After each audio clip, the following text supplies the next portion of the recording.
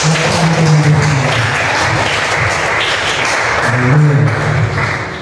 hindi na magpakilala sa mga ilan na tayo yun. Diba? Ang dating linggo mo, ang dami tayo. Pero ngayon,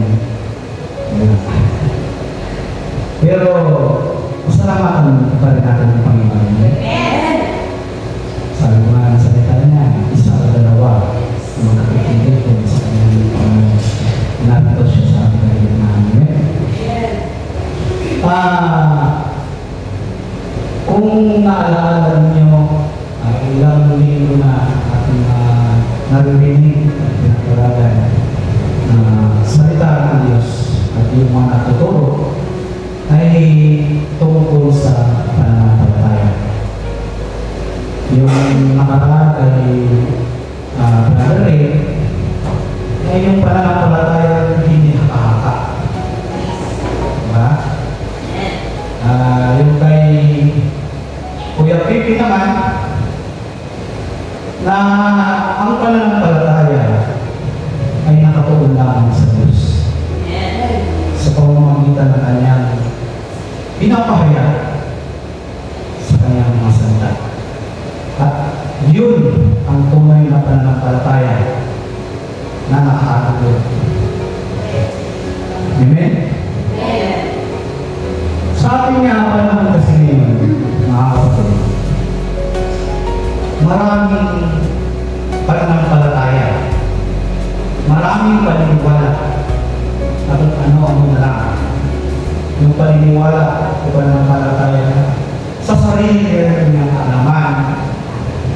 Tanda natin, hindi yung pananampalataya natin dahil magaling tayo magsalita, magaling tayo mag-isip, magaling tayo gumawa. Dahil maraming nanampalataya na magagawa ko ito. Maraming nanampalataya na magagawa ko yun. Diba? So, maraming nananalig na magagawa yun ng Diyos. Marami rin nananalig na kaya gawin ng Diyos. Diba? Marami rin nananalig na o nanampalataya na yung 10%, gawin kong 20%, ay mas lalo magpapalain ako ng Diyos. Diba? Pero isa lang ang nakakatugon na pananampalataya sa ating Panginoon. Yung nakahanay, nakabase kung ano ang salita niya. Yung nakalipas o nakataan mga sinasabi niya o itong nakakasalukuyan pinagkaloob niya sa atin. At yung mga pangako niya sa hinarap ay nakabase lamang yun sa kanyang salita. At hindi yun sa ating mga haka-haka at sa ating mga pag-isip, mga kapatid. So, pag-aralan natin ngayon, mga kapatid, nakaluluhod na pananampalataya. Ano yung title ng ating pag-aralan, mga kapatid? Amen. So, sinabi ko kanina na ang nakakatagod lamang ng pananampalataya ay nakabase sa salita ng Diyos at hindi mo sa ating mga naramdaman, sa ating isip. At kung paano natin basahin ang salita at yun ang interpretasyon natin, yun na, hindi po gano'n. Kailangan basahin natin ang salita ng Diyos na maayos at kung sa tingin natin na yung ating mga pananampalataya ay malapit doon sa ating binabasa sa salita ng Diyos, masasabi natin na itong ating pananampalataya ay ganun sa Diyos. Pero kung yung ating mga iniisip at ating mga pananampalataya at ihambing natin doon sa salita ng Diyos, pag ito'y malayo, masasabi natin ay hindi ito ang lulunod sa Panginoon. Amen? So, yung binasa kanina ni Mama na sa Hebreo, sabi rito, tayo may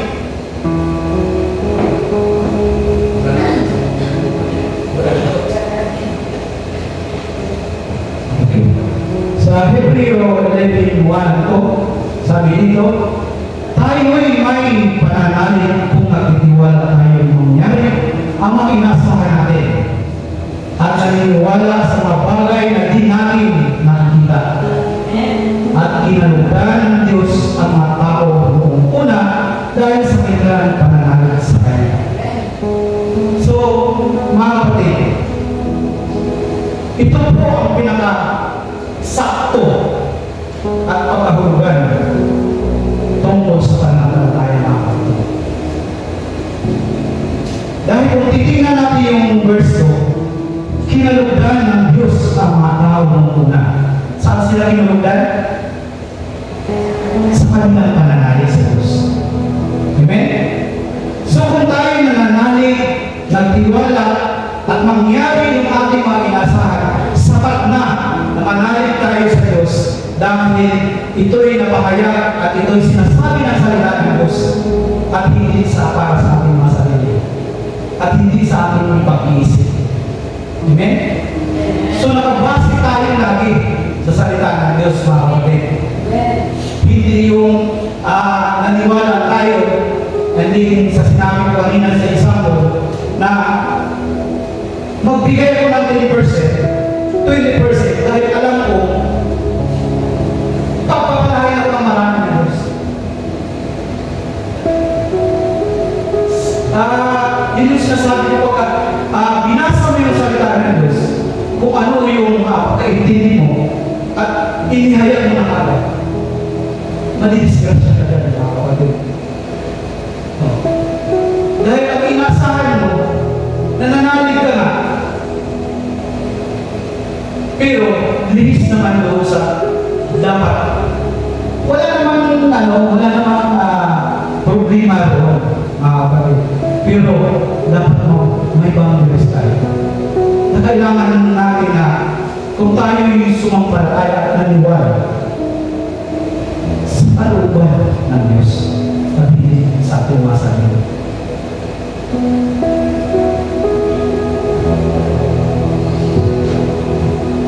Dahil yung iba nga nagkaroon ng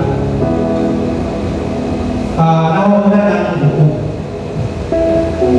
Nawawalan ng lulumo. Nawawalan ng pag-asa. Dahil bakit?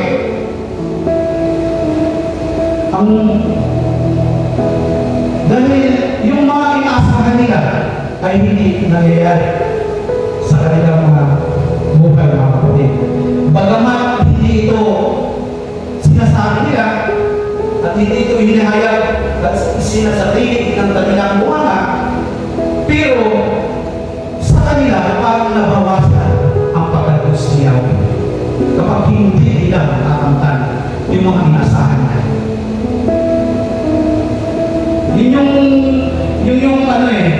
Yun yung kapag hindi tayo founded doon sa salita ng Diyos at hindi tayo nag-aaral at hindi tayo nagpapaaral at hindi tayo nakikinig sa aral, nangyayari yung mga ganong pananampalataya na lumilihis tayo kung ano yung kapahayagan ng Diyos na ako. Kaya tuloy tayo. Katulad na ating nabasa, ang pananampalataya pagdating sa teorya ay kasanayan at pagtitiwala sa mga bagay na ating inasahan at ang katibayan ng mga bagay na hindi natin nakikita, ngunit ating pinagpapalala.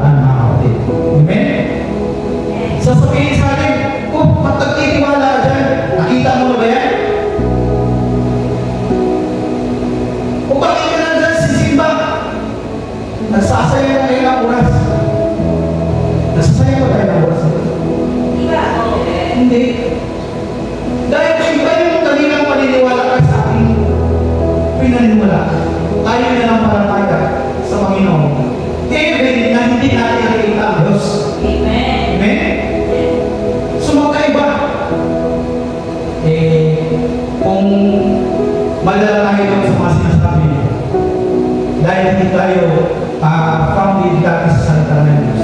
At kung nandito man tayo sa church, hindi tayo makikinig sa salita ng Diyos. At paglabas natin, wala na lahat.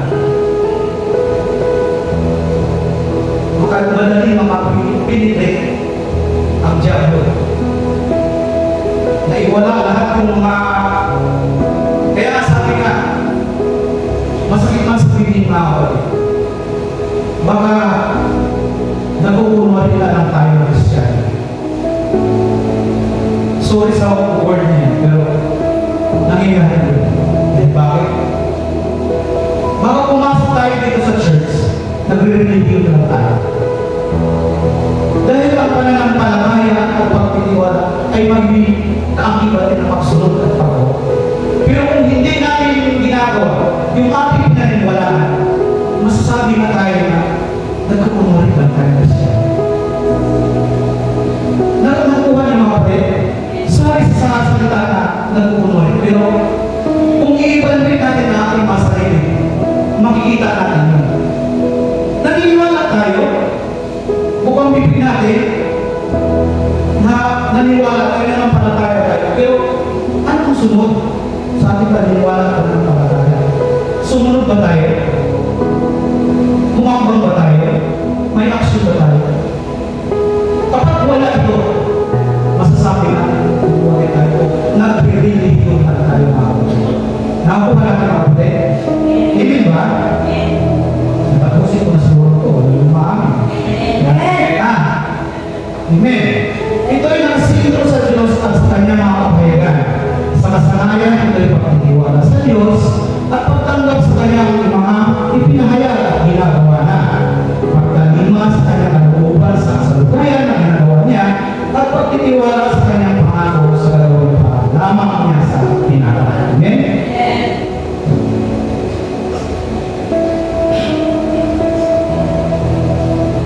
Ano nga po ba ang pananampalatayang inalulugdan ng Diyos? Yan ang tanong natin mga kapatid. Una, pananampalatayang tumatanggap sa bawat kapahiran ng Diyos. Labas dito, hindi nakatanggap. So kung ano ang salita ng Diyos, kung ano ang pinahayag ng Diyos, kung tinatanggap natin ito, yun ay nakatanggap sa Diyos. Okay? Yeah. Hindi tayo selective.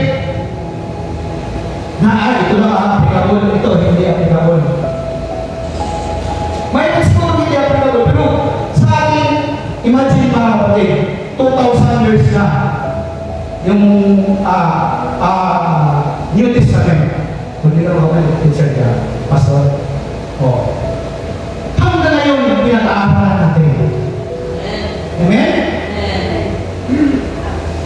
Hindi tayo, ito hindi applicable sa akin, ito applicable. Yung sinasabi mo nga kung hindi man yan applicable, pero pinag-aralan pa rin natin. Dahil ang kabuuan ng salita ng Diyos ay may pakinabang sa atin mga kapatid. Amen? May pakinabang sa atin. Sa lahat ng pinapahayag ng Diyos. Kahit sabihin mo ito, hindi applicable sa akin ito lang yung verse na applicable sa akin.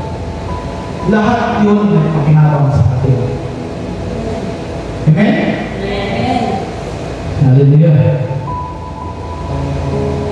Ito ang mga kapahayagan na nagpakilala kung sino ang Diyos at kung ano ang mga ginagawa na sa nakaraan.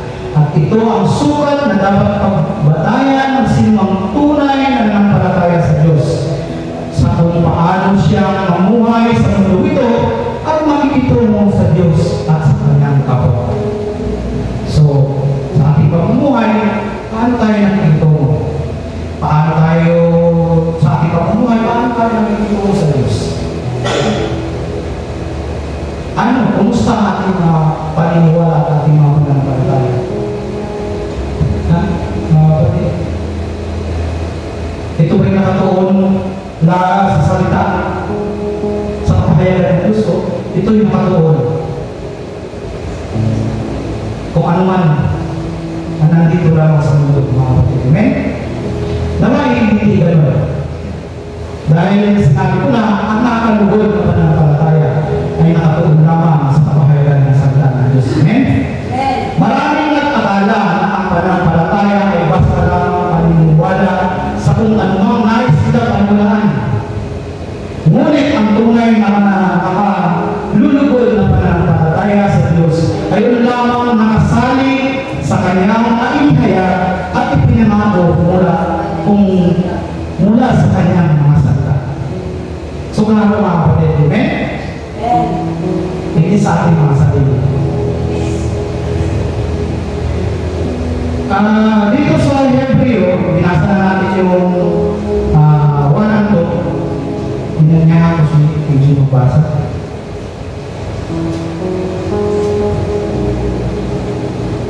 Sa 3 hanggang sa sunod pa. Dahil sa pananalig sa Diyos, maunawaan natin na ang sanlibutan ay nilalang sa pamamagitan ng salita at ang mga bagay na nakikita ay mula sa mga hindi nakikita. Dahil sa pananalig sa Diyos, si Abel ay naghandog ng mas mabuting hain kaysa inihandog ni Cain. Dahil doon, si Abel ay kinilala matuwid ang gabi ng Diyos ang kanyang handog. Bagamat patay na, siya ay nagsasalita pa sa pamamagitan ng kanyang pananalig sa Diyos. Dahil sa pananalig sa Diyos, hindi namatay si Henok, kundi inilipat sa kabilang buhay. Hindi na siya nakita sapagkat inilipat naman siya ng Diyos.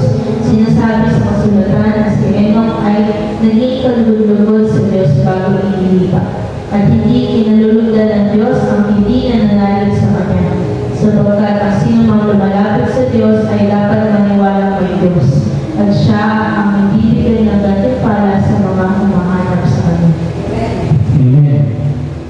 Dito sa verse 6, mga kapatid, ang sabi nito, at hindi kinalulugdan ng Diyos ang hindi nananalig sa Kanya.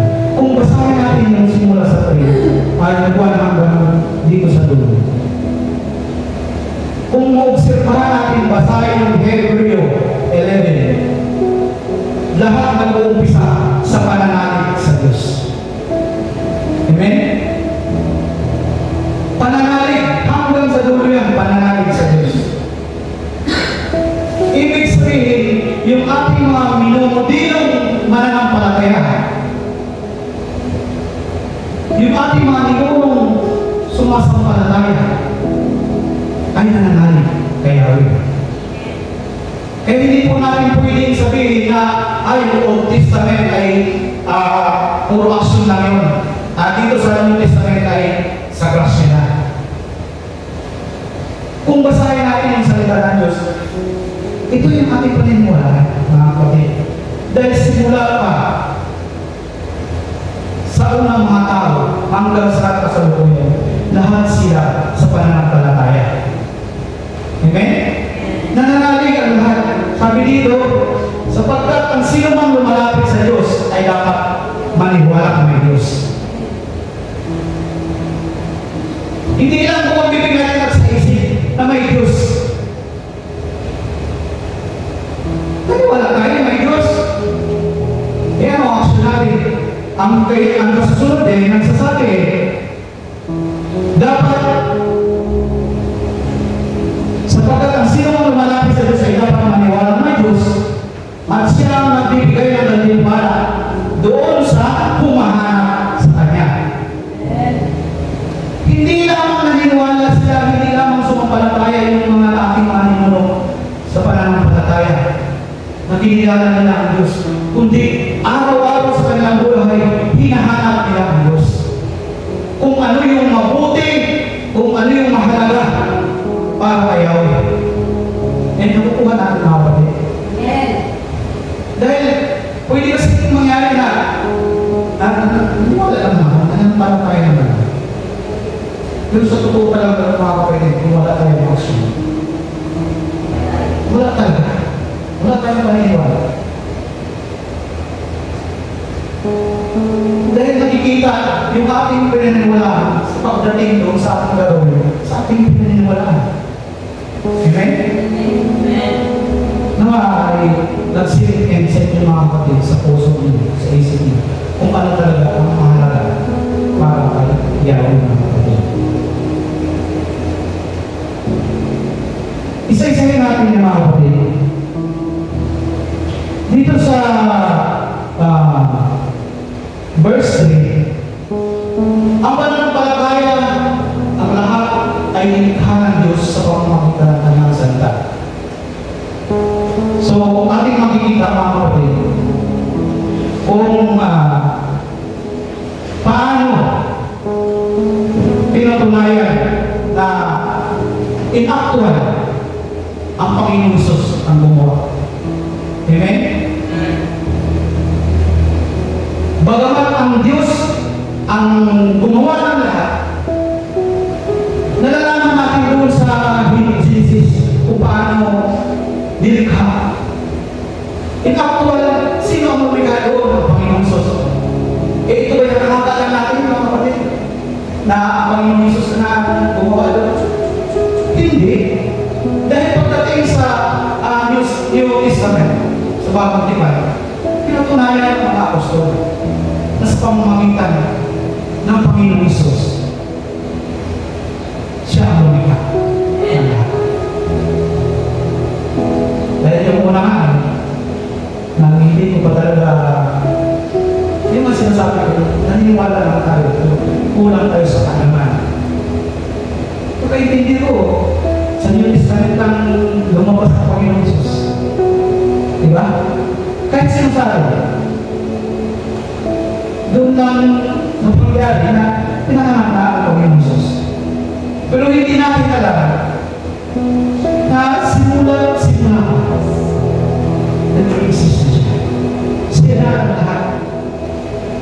Bagamat hindi siya pagkakawang tao, naging angel siya, naging kung ano ang nangyayari doon sa office, nangyayari siya para natin, nagipakos sa mga salads. Amen? Nakakaalam ko ng mga kapatid na sabi ko, doon ko nalalaman, Lord, yung kaalaman ko sa panahon ngayon, tawaran mo ko dahil alam dahil kulang sa pagsagsik kung binabasa ko na sa salita, hindi ko inunawak ng maayos. Dahil yung aking piniwalaan sa aking sarili naman. So ayaw mga kapatid yung ating pinag-agalan sa umaga ito. Tungkol sa pananampalataya ay nakatuon lamang sa salita ng Diyos mga kapatid. Amen? Pangalawa, ang pananampalataya ni Abel ay pinasa lamang sa kanya kung paano lalapit sa Diyos. So yung pananampalataya ni Abel ay pinasa sa kanya ng kanyang mga magulang kung paano lalapit sa wastong paglapit kay Yahweh. So, natutunan ni Abel kung paano lumapit kay Yahweh. Dahil dito sabi nito, dahil sa pananalig sa Diyos, Abel ay naghandog ng mas mabuting hain kaysa hinandog ni Cain. Dahil doon si Abel ay kinilalang matuwid ng kagabi ng Diyos ang kanyang handog. Saan ba ang nalulubog ng Diyos kay Abel? Sa kanyang pananalig. Amen? At ito ay nagresulta ng kanyang gawa, yung pag-alay. At itong pag-alay niya, ito yung hinahanap niya si Yahweh, kung ano talaga yung mas mabuti, mas mahalaga kay Yahweh. So dito siya nabigyan ng katanda-tanda kay Yahweh. Amen? So, basahin pa natin sa Genesis.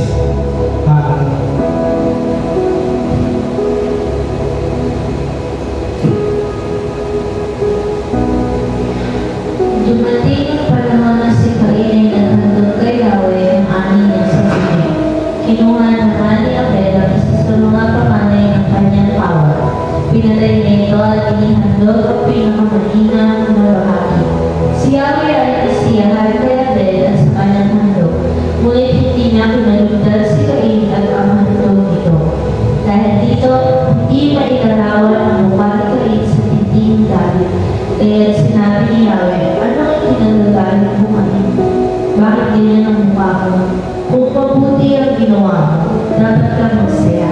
Kung masama naman, ang kasalanan ay tulad ng mabangis na hayop na laging nag-aabang upang lapain ka. Nais itong pagtarian ka, kaya kailangan mapaglabanan mo ito. So dito mga kapatid, kung klaro natin at binasa natin, binalikan niya ito si Cain. Tandaan natin mga kapatid, yung dalawang parati yun. Kay Abel at kanyang ginawa. Kay Cain at yung kanyang ginawa. Ganun din naman sa atin.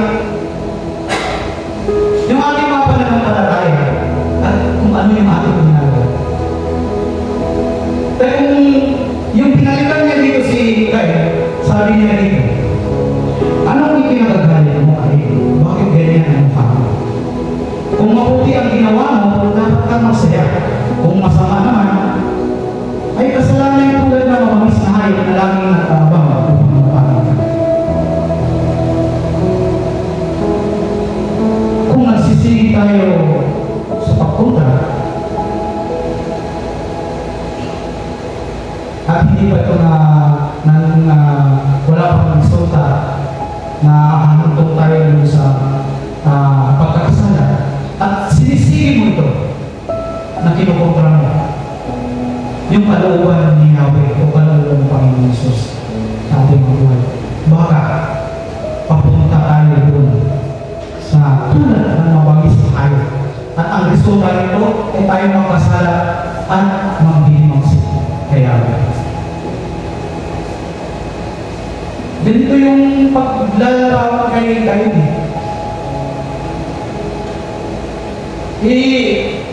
Gasino na naman, diba? Sabihan niya si Ton, palit tayo. Diba? Nakikita ko masyado lang talagang mataas ng pride ni Cain. Nakikita niya na, ayaw ko naman yung ginagawa natin eh. Minsan, gano'n yung problema sa atin, mga kapatid. Na iniisip natin na yung iba, mayroon siya. Iniisip natin na kaya din natin gawin yun yung ginagawa nila. Pero bakit hindi?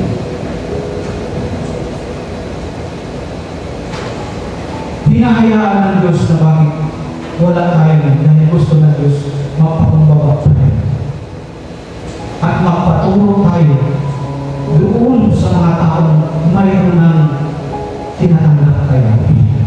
Amen? Yun yung pinakalusig doon. Ang utos ni Yahweh maghandog ng hayop. Pero hindi, wala siyang desire, wala siguro, may iniisip siya, pero ayaw talaga niya. So, siguro sa naisip niya, ay parang ritual lang yung mga ganyang bakay. Dahil wala naman talaga silang, although na yung sinasabi ko kanina, naniniwala siya, nananabihan siya, pero pagdating sa action, lihis doon sa kanyang pinagbubuhay. Nakakuha natin mga kapatid. Amen. Amen.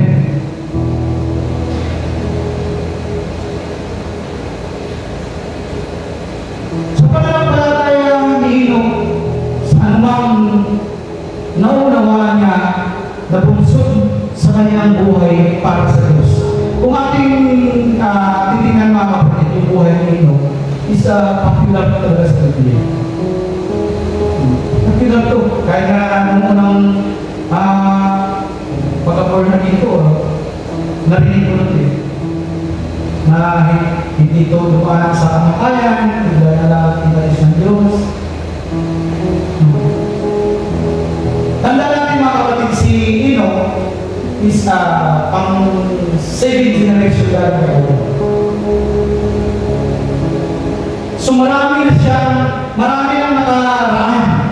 Marami na siyang experience kung paano magtiwala kay Yahweh. At lahat ng kanyang ginagawa sa kanyang buhay ay naging sapat yun para kay Yahweh. Natawagin mo siyang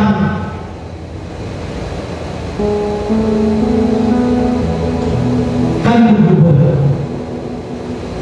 para kay Yahweh. Amen? So, wala tayong ibang makikita pa sa sinulat kay Ino, kundi yung pinaka-popular niya is ganito yung nangyayari sa buhay niya. So, kung sa ating mga pamumuhay, mga kapatid, yung ating mga pananampalataya kung saan na lang tayo pupunta, kung saan na kung ano na lang ating ginagawa sa ating mga sarili, sa ating buhay.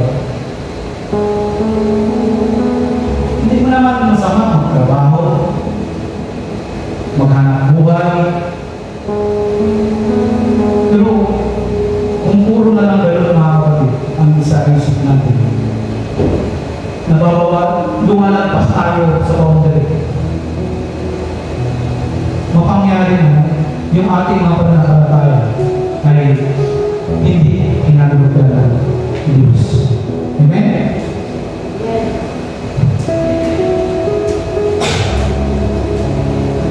Ano ang ating pinapanampalatayanan? Inihayag ng Diyos na siya ang lumikha sa lahat ng bagay.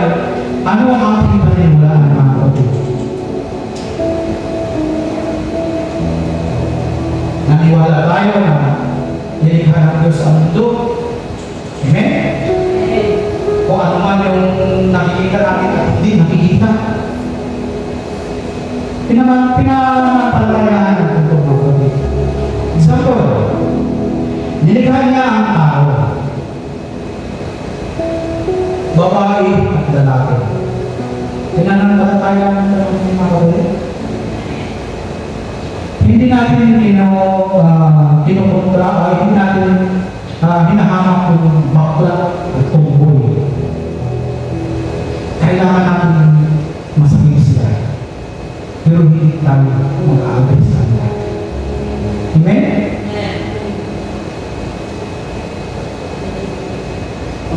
Pero kung sa sarili mo ngayon, ay nililikha mo pa rin yung mga bagay na taliwas kaya. Bukod na alam mo na ito yung totoo at ito yung sinasabi niya na ang nilikha lamang niya ay babae at lalaki at sa pakiramdam mo ay gano'n. Baka naman sa akin hindi tunay yung ating pananampalataya sa Panginoon. Amen? Dahil hindi ka pinapanampalatayaan natin ang nilikha ng Diyos kung ano lamang. Bukod doon, hindi na tayo kapag. Amen? Inihayag ng Diyos na sa pamamagitan ng Panginoong Isus ay mapapakawal ang ating mga kasalanan. Ano ang ating pananampalatayaan? O paniniwalaan. Sabi pa sa Acts 2, Pedro, mapapangaralan. Sabi yung pinapangaralan niya, ano ang gano'n? Magsisisi kayo. Tanggapin niyo yung Panginoon Kristo at magpapabautismo. Nakakaligtas pa ang bautismo?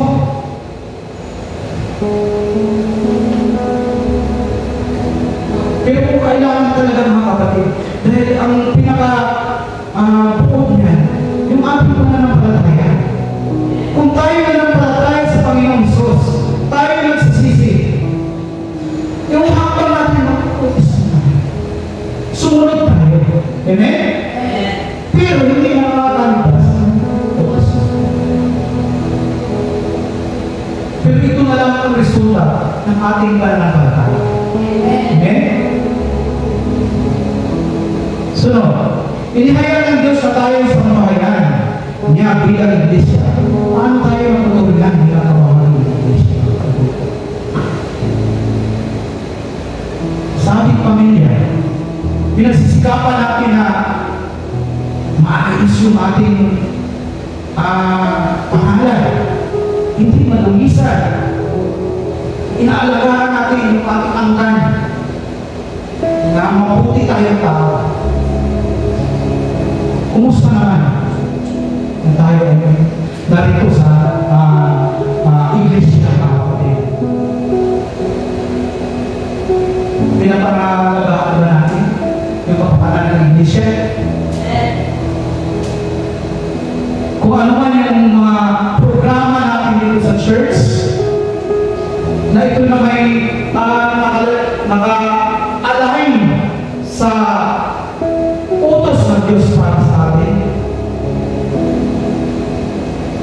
Pinagsisikapan ba natin na sundin kung ano yung nandyan sa Iglesia? Kapag sinasabi ng salita ng Diyos, umayo ka, umayo ka, umayo ka. Umahayo ba tayo mga kapatid? Nangangaral ba tayo ng salita ng Diyos? Sinasabi natin, tayo ang ilaw, tayo ang asin. Nakikita ko yan mga kapatid habang nandun tayo sa labas.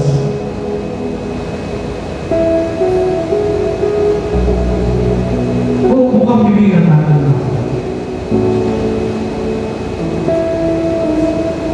Ito yung bakit sinasabi ng Diyos ko sa atin? Para iiwas tayo sa pamamagitan. Gusto ng Diyos, susundan natin. Hanapin natin siya lagi. Bigyan natin siya ng kalagahan sa ating mga buhay. Para sa gayon, yung mga bagay na yan, yung inasam-asam natin na hindi pa natin nakikita, ay makapangyari buwak sa ating mga buhay sa hinaharap. Amen? Ano ang matutunan natin mula sa mga nauna sa ating mga kapatid?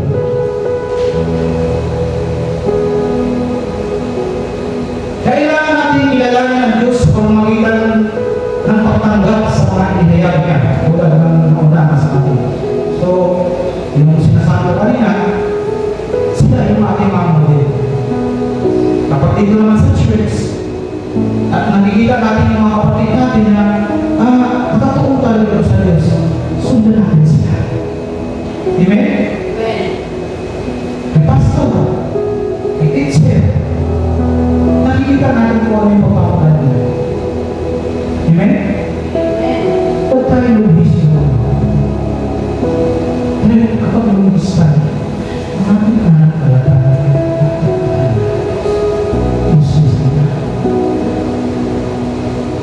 Dati hindi na nakikita. Pero, hindi na sinasabi.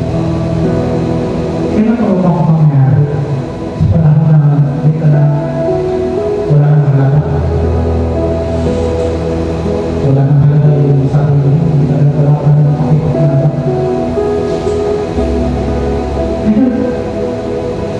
Ito yung oras na pinapaalala sa atin, mga kapatid. Amen? Kahit kumikilala ng tinuturingan, sila ay nagsisiga pa rin. Nahanapin ang pagkuban ng Diyos. Kilala sila sa pananampalataya ng mga kapatid. Nakikita na ang mga resulta sa pananampalataya. Pero sinisika pa rin nila na hanapin ang pagkuban ng Diyos. Kumusta naman sa atin, mga kapatid? May napakalayan ba tayo? Talaga bang hinahanap natin ang pagkuban ng Diyos? O baka naman talaga sinasabi ko kanina, naniwala tayo sa Diyos, pero sa totoo talaga hindi.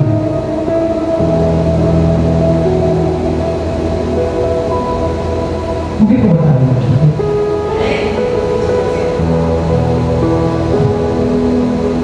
Hindi tayo maaaring maging kausunod sa bawat bagay na inisip at nararamdaman. Hindi yan tubig ba? Yung mayroon kang panindigan lagi, mayroon kang sarili mo ay, ito yung panindigan ko, ito na yun. Na kailangan natin i-evaluate pa rin ang ating mga sarili. Kung ito ngay tama sa harapan ng Diyos, kailangan natin magpapagubak kung kailangan. Amen? Dahil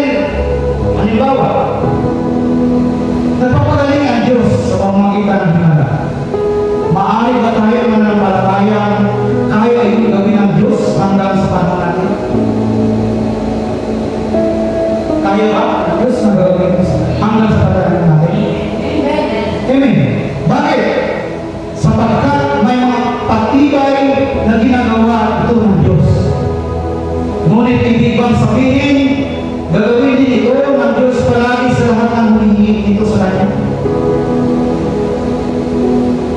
Ang sabi natin? Hindi. Amen? Pero, sapagkat hindi naman tayo direktang pinakakuan at sabihan gagawa ng gayon. Bagamat, maaari tayo umasa sa panalangin na may pananampalataya na gagawin ito ng Diyos kung kalooban niya. Amen? Hindi tayo sino ba yung binuhayin ni Panginoon Jesus sila sa hindi tayo naman. Hindi tayo sila sa sino ba yung ang binigyan parang himala na Panginoon Jesus na nagkasakit ay gumaling yung leprosy? Hindi tayo yun. Amen? Pero, pwede pa rin tayo lumapit sa Panginoon at hangarin nun kung ibibigay niya sa atin, kung paano ba yung ibigay sa atin mga kapatid. Amen? Pangapat, kung hindi tayo tiyak sa isang bagay, ay maaari tayong humiling sa panalangin na may pagsasaalang-alang sa mga ibang nakalugan ng Diyos na sinabi ko na madalas na talaga. Kailangan po natin basahin yung aplikasyon mga kapatid. Yung sinasabi ko kanina, kailangan po natin basahin, aralin, unawain ang Biblia. Sapagkat hindi po natin maaaring ihiwalay ang pananampalataya sa salita ng Diyos, hindi ito nakasalalay sa mga pagsasabi natin na unawaan at motibo. Kahit nagaano pa ito, kabuti sa paningin natin. Totoo lamang ang pananampalataya